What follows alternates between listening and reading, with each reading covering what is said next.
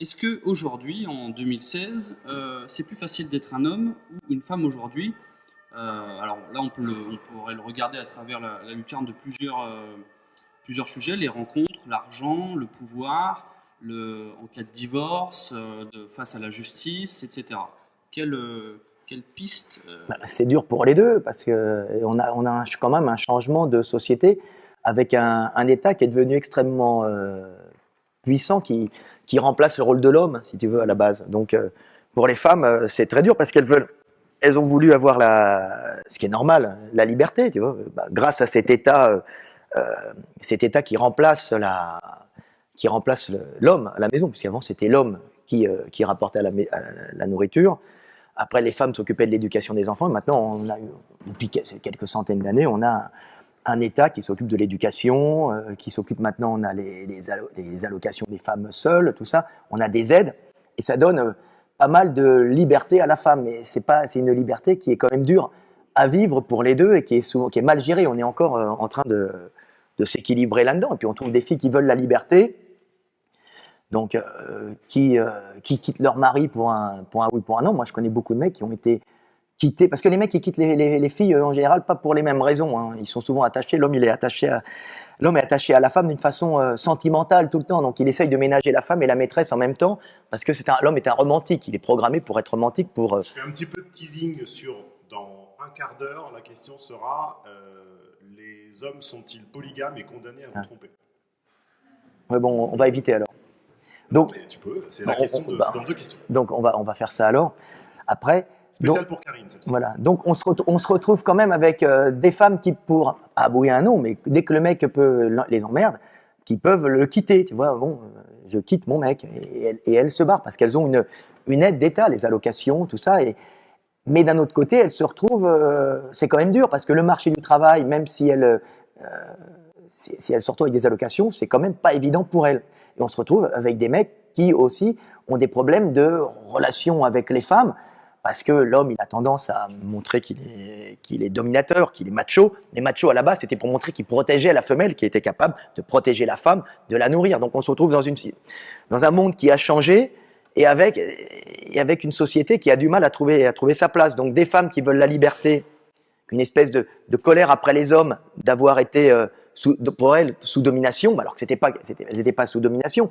C'est qu'à l'époque, il n'y avait pas l'État permettant de remplacer le mari. Et le mari, lui, allait chercher la nourriture à l'extérieur, tu vois, allait chercher, la femme restait à la maison. Donc on se retrouve avec de gros problèmes et des mecs qui n'arrivent plus à avoir de relations correctes avec les filles parce qu'ils tombent sur ce qu'ils appellent les dominatrices ou des femmes, des executive women, ils ont l'impression d'être castrés, donc ça pose un problème. Donc, mais les deux le payent, si tu veux, les deux le payent. Les hommes se font larguer, alors je parle des couples au début, hein, et les femmes sont obligées de rentrer dans la vie professionnelle et souvent se font exploiter parce que on en profite, quoi. Les marchands en profitent. Et pourquoi, juste pour développer ce point-là, pourquoi certaines femmes, vous avez parlé des executive women, ne trouvent pas d'hommes exactement? Parce que les mecs, l'homme, il se sent bien quand il a l'impression d'être un homme, de pouvoir, entre guillemets, dominer sa femme, montrer qu'il est là et la nourrir. Et il perd sa fonction masculine et il se retrouve avec une femme qui a une fonction d'homme. Et il ne peut pas il a du mal à être attiré par ça. Même si l'homme, il a besoin de se sentir supérieur, hein, il est génétiquement supérieur, entre guillemets, mais je domine, je nourris, et c'est moi qui m'occupe de tout. Et la femme, c'est les enfants et l'éducation. Mais c'était ça à la base. Et là, il se retrouve dans un nouveau système, il n'est pas programmé pour être attiré par ça. C'est le problème. Dans ce nouveau système, la femme se glisse beaucoup plus facilement? Elle ne se glisse pas beaucoup plus facilement. Mais si elle est compétente, comme on est dans le règne des marchands, ils vont prendre une femme compétente, c'est normal. Mais la femme professionnelle, executive woman, n'aura plus le temps de vivre correctement sa grossesse, son accouchement et élever ses enfants si elle travaille à côté. Elle ne peut pas être 100% dans le travail pour être compétitive dans un milieu de commerçant, tu vois, un milieu de capitalisme. Donc, elle va laisser sa vie affective et de mère pour réussir dans la vie professionnelle parce qu'on ne peut pas faire les deux en même temps. Tu vois, c'est tout simplement une question d'énergie. On ne peut pas dépenser son énergie dans la vie familiale et dépenser son énergie, être au top dans la vie professionnelle. Et c'était pour ça que les hommes, eux, allaient dans le milieu professionnel. C'était une lutte terrifiante entre les hommes, parce que les hommes, ils sont pas sympas entre eux, hein. C'est une lutte, il y a une hiérarchie, il y a des dominants dominés. C'est le monde, des hommes, c'est la guerre entre nous. C'est pas top, hein. Et les femmes ne voient pas ça. Alors les femmes, elles se font un peu la guerre, elles comméragent, elles se critiquent tout le temps quand elles sont entre elles. Mais elles Dans se la rendent. Punto. Voilà. Pourquoi les femmes se critiquent, Frédéric? Je sais que tu as une idée là-dessus. Pourquoi elles se critiquent? Pourquoi est-ce qu'on associe, pourquoi est-ce que dans la doxa, dans l'opinion qu'on s'en fait, le commérage est toujours associé à l'idée plus des filles que des hommes? Bah, elles établissent l'homme établit un rang social par la puissance physique ou puissance financière, de toute façon puissance calorique, et la femme va établir un rang social par sa façon d'abaisser l'autre. Donc c'est un peu, on critique, on se critique les unes les autres, et puis c'est celle qui est par exemple le mari le plus riche, elle va critiquer l'autre pour montrer son rang social, et après quand un rang social est atteint par la critique et la critique et le commérage, bah, ça stabilise la société des femmes.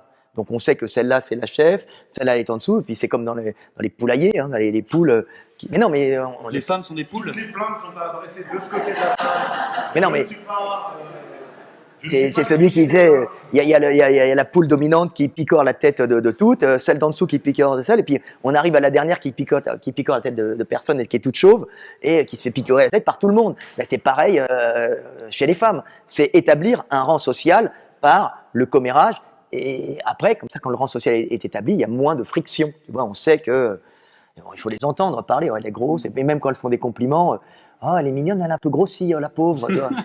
C'est ah, mais elle médit beaucoup, celle-là. Elles sont toutes en train de se dire, mais c'est histoire de lier aussi des relations. J'ai jamais entendu une femme médire sur une autre. Jamais. C'est une vue de l'esprit absolue. D'un autre côté, moi, j'aime bien parler du commérage chez la femme, parce que l'homme n'a pas de commérage comme ça, parce que le problème de l'homme, c'est quand quelqu'un dit quelque chose de mal, l'homme étant plus physique à la base, tu risques de prendre un pain dans la gueule. Donc, on est programmé pour éviter de dire des méchancetés les uns sur les autres, parce que ça peut être cuisant, hein, ça peut faire mal. Donc on connaît la douleur, donc déjà à l'école, donc on va pas le faire, tu vois. Mais ceci dit, le commérage chez les femmes, j'aime bien l'expliquer pour qu'on comprenne, hein, on les entend papoter tout le temps, blablabla. Ce qu'on oublie avant, c'est qu'il n'y avait pas les journaux, il n'y avait pas Facebook, il n'y avait pas tout ça. Quand on allait au lavoir, au marché ou ailleurs, les hommes, ils étaient au boulot dans leur coin, ils voyaient pas toute la communauté des hommes, et les femmes étaient entre elles, se retrouvaient dans les actions sociales du lavoir, du marché, tout ça. Et là, c'était l'information de la ville qui passait par les femmes. Ah, blablabla, lui il a fait ci, blablabla, lui il est mort, lui il est... Blablabla. Et on était au courant de tout grâce aux femmes. Donc la société était informée grâce à ce commérage des femmes qui peut paraître puéril, stupide, mais qui avait une fonction fondamentale avant les journaux, avant Facebook, avant la télé. C'était le Facebook de l'époque, et c'est ce qui structurait la société des hommes. C'était des hommes en général, c'était le commérage des femmes. Et c'est pour ça que les femmes, on les entend papoter, raconter des trucs. Il n'y a qu'à voir les informations. Moi, je regarde des fois Facebook, je regarde Le Parisien, alors les informations générales, les attentats, les trucs techniques et tout. Et tu as les informations, c'est La Parisienne. Et tu as tous les trucs qui peuvent paraître inintéressants, le commérage, machine s'est mariée, lui a fait ci, lui a fait ça. Mais ça permet d'être au courant. Oui, mais elle a de la cellulite, même des conneries comme ça. Oui, mais ça permet d'être au courant de toutes les conneries, des décès, des morts, des divorces de la société humaine. Donc c'était fondamental. Donc, comme je dis tout le temps, quand un comportement se conserve, si stupide qu'il puisse paraître, c'est qu'il a une fonction pour le groupe. Tu vois, même la cruauté, même des interdits religieux qui peuvent paraître stupides, à partir du moment où ça se conserve, il faut tout le temps se dire... C'est un intérêt pour le groupe. Quel est l'intérêt pour le groupe? D'accord. Alors, je me tourne vers le sociologue. Il faut toujours se poser 3 questions. L'intérêt pour le groupe, qui a l'argent et à qui profite le crime? Oui, toujours. Est-ce que, Stéphane, c'est plus facile d'être un homme ou une femme aujourd'hui en 2016 C'est dur pour les deux. sur la rencontre, l'argent? Alors, je vais te surprendre à nouveau, ça sera la deuxième surprise de la journée, mais j'ai prévu le drapeau blanc. Et donc, je ne répondrai pas à cette question. Il y a un article sur mon site qui est plutôt une boutade. Et le temps passant, je vais m'octroyer le luxe et le droit de mettre mon joker et de demander de passer à la question suivante.